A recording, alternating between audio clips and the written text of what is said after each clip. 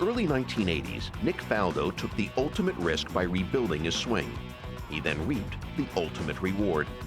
For the past 10 years, he's been the best and most successful player in the world. Meet the best tonight on Golf Talk Live.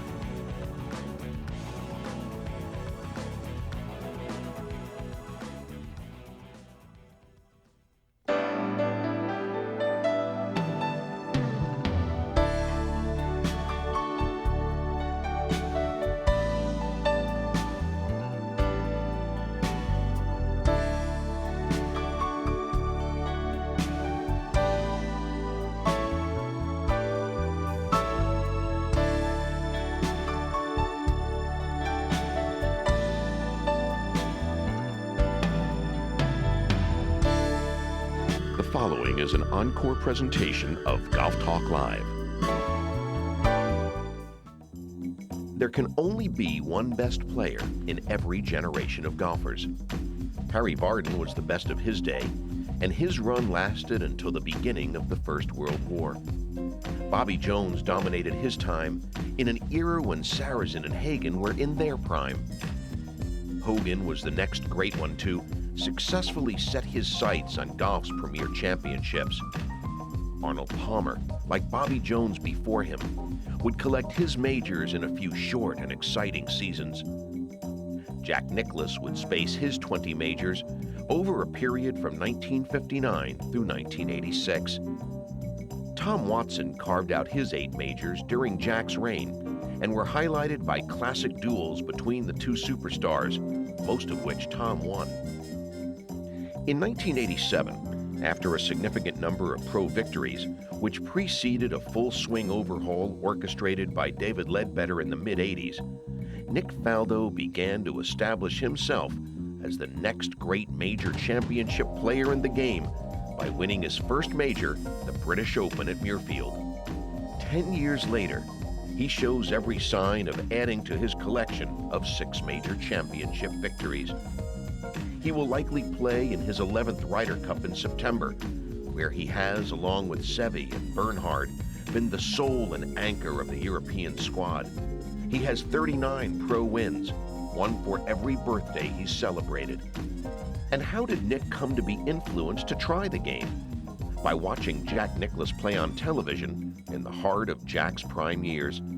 It was the first of an almost unbroken string of perfect decisions and flawless shots by the great Nick Faldo. Welcome to Golf Talk Live. I'm Peter Kessler. This fellow Faldo next to me, well, he's just the best player in the world. Good to see you, buddy. Thank you. Thanks very much.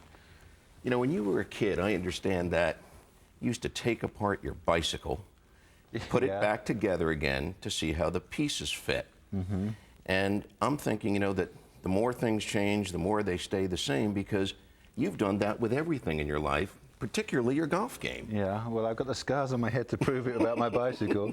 I was riding home from the village one day and the front wheel fell off. I went straight over the top, so yeah. So sometimes my tinkering doesn't always work, yeah. But when it came to your golf game, the front wheel had a little less air than you would have liked. Yeah, well, yeah, yeah, it's taken me a long time back now. Yeah, I played a good few years in Europe, and then, but I knew there was a little voice saying in the back of your head that it wasn't quite right, and then you finally reach ahead, and I met David in South Africa, end of '84, and he was the first guy. I talked to a few guys. He was the first guy when I said, look, I need some help, and he's helped me on a few bits. Say, well, if you do this, it's going to cure this, this, and this, as opposed to, other people saying you've got 6 faults and this sort of thing. So I thought about it, and then by the time I got to Muirfield Village in '85, I was playing terrible, and I said, right, throw the book at me, and he just about did, but I wasn't fully prepared for the, he was whispering it was going to take 2 years, and I'm saying, that's not going to take that long. And of course it just about nears, damn it, it did, yes. And take you back again, Jack Nicklaus has always said that believing in yourself is maybe, if you have the game, the key to winning major championships. Well, yeah, that was the hardest bit during the rebuild, because I had, I call it the black days, because everything went wrong. I went from leading Europe in '83, and by the time I get through 80, 85, 86, I mean, I was totally being written off. I was losing contracts. Everything was going wrong. And it's very difficult to keep going back to a tournament next week thinking, yeah, it's going to be better this week. And then sure enough, I'll be 2 over after 4 or 2, this sort of thing. And and it was just a head down. And fortunately now, and I guess, I learned it was a big learning process. I mean, if anybody wanted to change their game, I could advise them on how to do it, and that probably wouldn't be the way now. Now, you didn't let me take you all the way back, because the second part of that statement I was going to make was that Jack, of course, had said believing yourself is the key, and when you were a kid, your mom used to tell you that you were going to be real successful, that you were going to be a world beater. And that was ballet, though. Okay, well, she was right about that, because we've got some pictures of you in a tutu that we will show later. That's later. But how important do you think, ultimately, that turned out to be, to have that deep-seated confidence that you can only get when you're a kid from your family? How that carried over to the success that you've ultimately had? Well, I guess all through my school sports, I was an individual. If I played a team sport and we lost, I'd come back, and that's when I'd throw my beautifully made bike against the wall. I used to come back and throw in these. They knew when I'd lost and what have you. And I used to play in goal in football, so I used to blame it on them when I used to let them in. You see, they let them run through. But I was an individual looking for a sport, and I did swimming, I did cycling, other bits and pieces, but they're all individual sports, and I guess that was sort of you've got to have the enjoyment of playing an individual sport, and then you obviously get the confidence from that. In the late 20s and early 30s, when Bobby Jones was at his peak and then subsequently retired, they used to show, newsreels before the motion picture. And even people who had never played golf, and at that time there were only 3 million players in the world, at that time, people who didn't play golf, when they watched Jones swing, just loved it because of the aesthetic beauty of the thing. Yeah. And I know that when you were 14 and watching, I think, your first Masters in '71 and watching Jack on television, was it the aesthetic beauty of his swing that got you excited? No, it was the trees. The fact that the ball didn't go in them? It was the trees and the fairways I liked best, and it was the funny golfers in funny colours wandering around, and Jack was one of them, I guess. No, I obviously twigged it. I did actually honestly think, oh, this looks good, Right. It looked beautiful. And you were right. And I wanted it, as I see, my 2 goals were, my 2 rules, I wanted to be my own boss, and I wanted an outdoor job. So that was, and then I saw this beautiful outdoor life. I thought, that looks nice. And then the golf thing, I didn't know a lot about it. And so I said to my mum the next day, I said, I'd like to try golf. So she made me have my hair cut, or she cut it herself. Took me to the local club, and I booked 6 lessons, and I wanted to do them right then. I said, well, I'm here. Let's have my first lesson now. He said, had to wait for the next day, and then I had 6 lessons with the assistant, Chris Arnold, and that was it. That's how I got started. Now, you've put in an incredible amount of work at the game that you love. And in the 70s, the British, well, not only the 70s, but from the 70s, the British press, as tough as they are, didn't treat you in the manner that you would have expected and liked, and that was a tough go.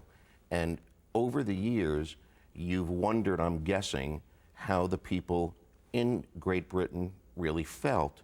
And I wondered that if last year, just the week of the British Open, when you went to the Eagles concert at Wembley Stadium, and they announced your name, and 60,000 people cheered, not for the song that they had just played, but for the fact that the best player in the world was in the audience. Well, did that complete the satisfaction? Well, I don't know about the complete. Yeah, I think, unfortunately, I've got a special relationship with the British media, and it annoys me that for years and years and years they've always got to portray a negative side, and there's always that's the British media. It's got to be, there's 2 sides to a story, so let's go for the negative side.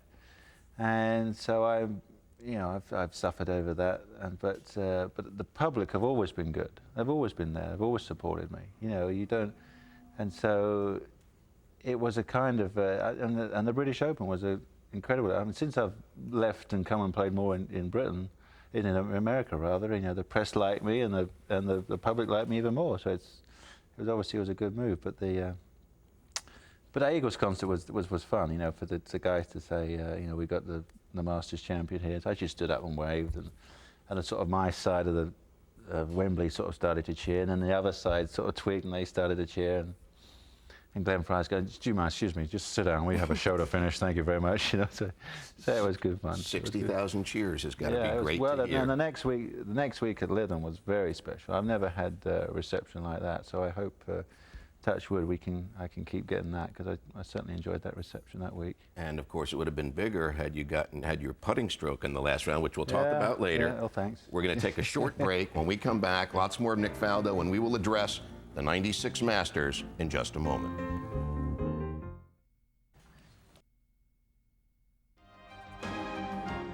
Nick Faldo won the 1996 Masters with one of the great performances of his storied career. For 54 holes, this championship belonged to Greg Norman as he built a 6-shot lead. But Nick Faldo responded on Sunday's final round with a 67, the best score of the weekend. As Norman struggled with his swing and distance control, Faldo was precise and cool under pressure, as evidenced by one of the great long irons in Masters history. This 2-iron from a side hill downhill lie on the 13th hole. He added this final birdie on 18 before embracing the always gracious Greg Norman. Norman and Faldo, the two best players in the world for the past 10 years, finished second and first in this latest installment in their classic major matchups. I got another question that starts with a Jack Nicklaus story. In '72, when he was getting ready to play the final round at Pebble Beach, which of course he won at the U.S. Open, they said to him, "Are you going to throw a snake at your opponent today?" in reference to Trevino throwing one at him before the playoff the year before for the U.S. Open, which Lee won. And Jack said, "No, the only thing I'm going to throw at them is my game." When you made the late birdie on the Saturday in the 3rd round, knowing that you would then be head-to-head with Greg, which is exactly what you wanted, was your sense, I want to be with him so I can throw my game at him? Well, I wanted to just see what was going on. Yeah, I thought it was the best place to see it is right then. And if I was going to make a move or have any impact, then it would, you know, being right there rather than be a group ahead or whatever, would make, because you can sense what's going on more, obviously, can't you? You can get the feeling of what's happening with your own game and with his game, and you know, and the way it all unfolded was, you know, exactly what I was trying to do. When he got fidgety with his grip early, when he took longer over each shot, missed a few of the early greens, which is critical because it's so hard to get it up and down, particularly under that pressure, you seem to be able to, when he was doing that, even go into a higher gear in what I'm thinking is one of the perfect rounds of golf ever played.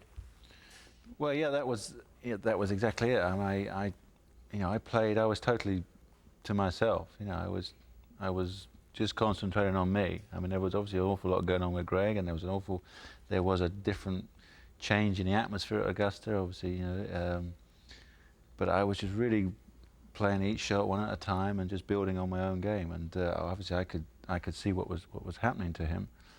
But it wasn't until, you know, the big impact was obviously 12. You know, when all of a sudden, bang, now I'm leading it by 2. That was when it really, that's obviously when it hit me, and I thought, wow, yeah, now it's mine to lose. Now I've got to play my way in. And that was, from then on, that was, you know, that was a pretty pressure-packed moment. And of course, you went 3 under the last 6 holes, and I'm thinking that as you approached your second shot on 13, it now was a different kind of pressure because it was your tournament to lose. Yeah. As we take a look at the events of you selecting your club and hitting the shot, tell me a little bit about the thought process at the time. I threw the 3-wood out. I carried this 5-wood all week to play this sort of shot. And I only used it on the 2nd hole of the last day, and I didn't use it the whole week. And then I put it down there on that, and you can't see on TV, but the ball is probably a good 9-10 inches above your feet. And downhill as well. Yeah, right? A little downhill. But it was a really good lie. The ball was sitting up nice, and then I put this 5-wood down. The face was going, you know, sort of going roadies left, creek right, roadies left. I thought, what? Put that back. And I went back to the bag, and I said to Fanny, well, I want to go for it. I feel good. I don't want to lay up. And you know, 228. I had something like 206 or something. All I was worried about was hitting the 2-iron, was because the green was so hard. If if I nail it, I'll go over. Long left, and that would be a hell of a chip shot from up there. It'd be all downhill, downhill, and downhill. So, you know, but I kept saying to myself, come on, I feel good. And I just focused right in that back left-hand corner and, you know, hit a great shot. Was it the same swing thoughts and thoughts over the golf ball that you would normally have? Oh, yeah, exactly. Now, that's, you know, my keys are, you know, once I get going and get into the swing of a tournament, you know, if you're swinging well and you've got swing thoughts that are working, well, that's what I feel gets me through the pressure, that I'm able to switch off from the pressure and go straight back to, okay, whatever I'm working on, you know, rotate, set, all this sort of thing. And I can just say those things to myself, which keeps me, you know, keeps it all back to me rather than, wow, what the hell's going on here? We can think between us of a lot of great shots like that over the course of your career. I think of the iron that you hit into 15 in Muirfield in the last round when you had let the lead get away and you needed to regroup, and of course did. But it seemed to me that this was not only the greatest shot of the year, but one of the greatest shots in major championship history. Is it true for you that it was? Well, I think that was pressure. I think my wedge I played at the Ryder Cup at the last hole, that was a real, that one took me to my limit. Something about the Ryder Cup, my knees were just about, you know, I was on just about overload there. So but that one obviously for me is very special because it's you know, because of the way things happened, you know, the whole, you know, pyramid of the pressure, the 12, and then straight on to 13. Then you've got an absolute major decision to make at 13. Right, it all happened. It wasn't like, oh, can I have a breather for 2 holes and, you know, settle down. Everything all was happening at once there. So, and that hole there's no margin of error. You could hit a great shot and it just doesn't quite make it, or you just push it half a degree in the creek, pull it, or as I said, even nail it and go long. You'd be, you know, you wouldn't even want it to go there. So. We ran into Greg the other day, and I just want you to hear his reaction about your win at the 96 Masters. Mr. Norman. He did what he had to do. Silently, he did what he had to do. And that's the sad part about, you know, the 1996 Masters, because I don't think the credit's gone where the credit is due. I'm not sure if it was that 2-iron or the next shot that we're going to show you that was really the best shot that you hit in 1996. Can we go ahead and see that one? This could be trouble. Oh, yeah. Yeah, this was ridiculously difficult. I mean, I didn't realize what I had to do. And they want me to just loft. Luckily, I was using the Faldo wedge, so I think that made the big difference. And it was, did I go, and that was second attempt, I got it in, you see. Okay. Because it was so funny, they said, well, I just wanted to lob it in, but you know, how do you judge it, something that's 6 foot high and you can't see any depth or anything? So I looked at the scene and I could see it was at the same angle. I thought, oh, perfect, I'll pitch it up there, and it'll just come straight. Because I hit it, it was paper. It just kept going, this ball just went sailing through everything. But yeah, that was, yeah, I'm glad I got that over and done with in one hit, because it was like, knock it in, thank you, good night, and I was off the show. So if you had missed that, everybody would have said that the championship win at the Masters was a fluke. I might be still with it. I'd be giving 43, 44. Yeah. We're going to take a very short break, and we will be right back with Nick Faldo. Don't go away.